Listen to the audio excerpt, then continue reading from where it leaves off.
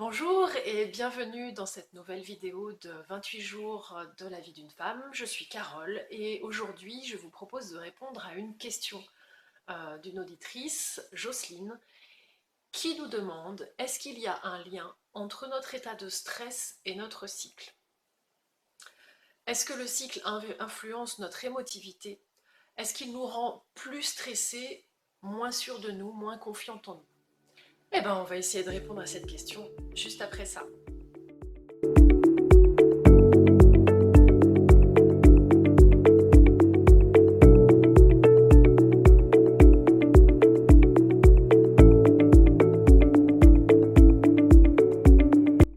Jocelyne nous donne un exemple pour mieux comprendre sa question. Elle a une conférence à donner devant à peu près 200 personnes. Situation qui la stresse.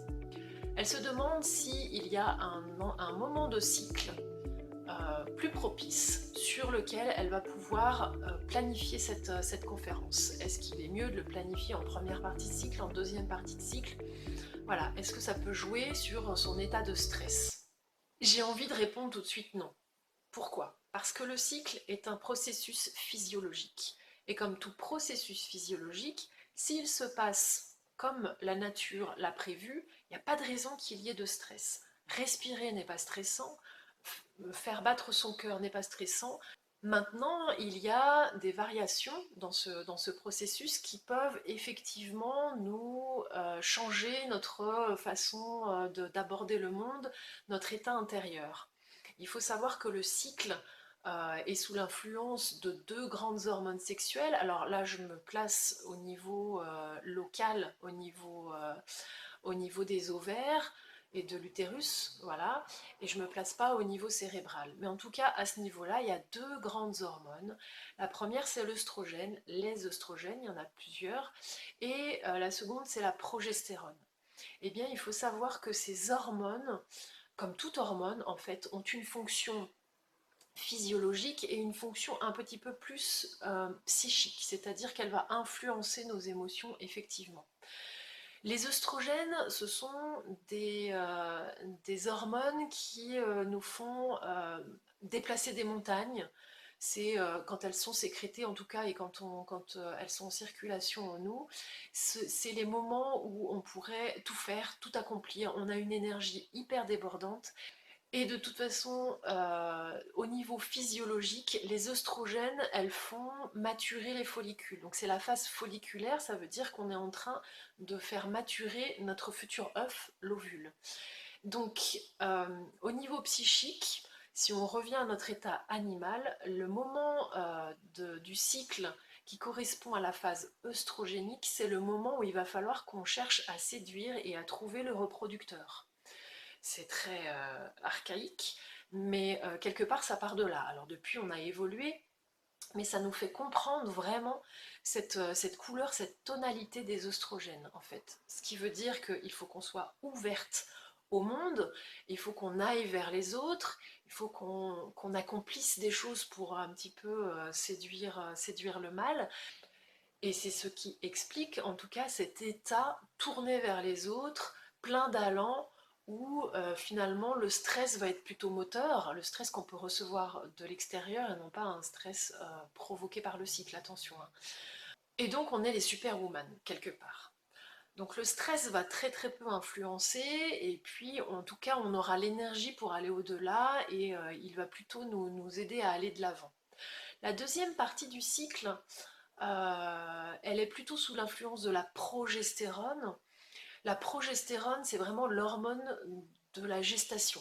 Progestérone, progestaré, c'est vraiment l'hormone qui va préparer éventuellement une grossesse. Donc on n'est plus du tout dans le même état d'esprit dans cette deuxième phase de cycle. On est plutôt dans l'état d'esprit de cocoon. Alors moi j'appelle ça plutôt l'état d'esprit une couette, un bouquin, une tisane et laissez-moi tranquille. Si ça vous parle, vous ressentez bien la progestérone. En tout cas, voilà, cette progestérone nous met dans un état interne qui est beaucoup plus tourné vers l'intérieur. Avec les oestrogènes, on est ouverte à l'extérieur. Avec la progestérone, on a une sorte de retournement en intérieur.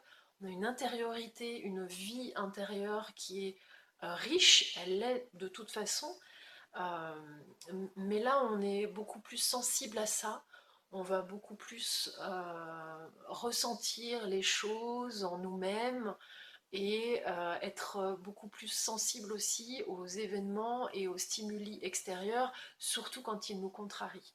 Donc ça, c'est une première chose. Hormonalement, effectivement, on a des émotions qui sont un petit peu variables parce que les hormones elles-mêmes vont influencer ça. Si le cycle il est physiologique, c'est-à-dire équilibré, il n'y a vraiment pas de raison pour que ces variations soient en dents de scie et en montagne russe un petit peu comme ça. Il n'y a aucune raison. On va le ressentir, mais de façon assez planifiée et douce en fait. La deuxième piste pour répondre à ta question, elle se passe au niveau cérébral et surtout avec la communication entre le système génital et puis le cerveau. En fait, ces mêmes hormones dont on vient de parler, elles vont avoir une influence sur notre chimie cérébrale, c'est-à-dire notre équilibre cérébral. Je prends pour exemple, et je pense que ça va vraiment répondre aussi à cette question. Donc en première partie de cycle, on est plutôt sous influence œstrogénique. Et puis, dès qu'il y a l'ovulation, on bascule en phase progestative, avec la progestérone. Les œstrogènes vont donc baisser drastiquement. Et les études montrent que quand les œstrogènes baissent oh, c'est dur à dire ça. Quand les œstrogènes baissent drastiquement, j'y suis arrivée, eh bien, au niveau du cerveau, on a un neurotransmetteur qui est une sorte de neurohormone, on peut les appeler comme ça, qui s'appelle la sérotonine. Peut-être que vous avez déjà entendu parler de ce neurotransmetteur. Eh bien, la sérotonine, décidément, la sérotonine est une neurohormone dite du bonheur. En tout cas, c'est celle qui nous permet, entre autres, de nous détendre. Par exemple, vous avez un petit moment dans la journée exceptionnel où vous allez pouvoir vous mettre tranquille dans un fauteuil et vous dire ah fou là, ça fait du bien, je vais me poser 5 minutes. Et là, ça descend tranquille et vous vous mettez en position de relaxation. La sérotonine est en train d'être sécrétée. Donc c'est vraiment une hormone de relaxation, de prise de recul aussi, et de zénitude. Et bien quand les œstrogènes baissent, il y a une baisse de cette sérotonine là aussi. Ça veut dire qu'en deuxième partie de cycle, on est un petit peu moins capable de prendre ce recul, de se relaxer, de faire une pause, d'être vraiment un petit peu tranquille. Ça pourrait expliquer l'état d'irritabilité de certaines femmes durant cette deuxième partie de cycle, avec, là on touche bien sûr au syndrome prémenstruel.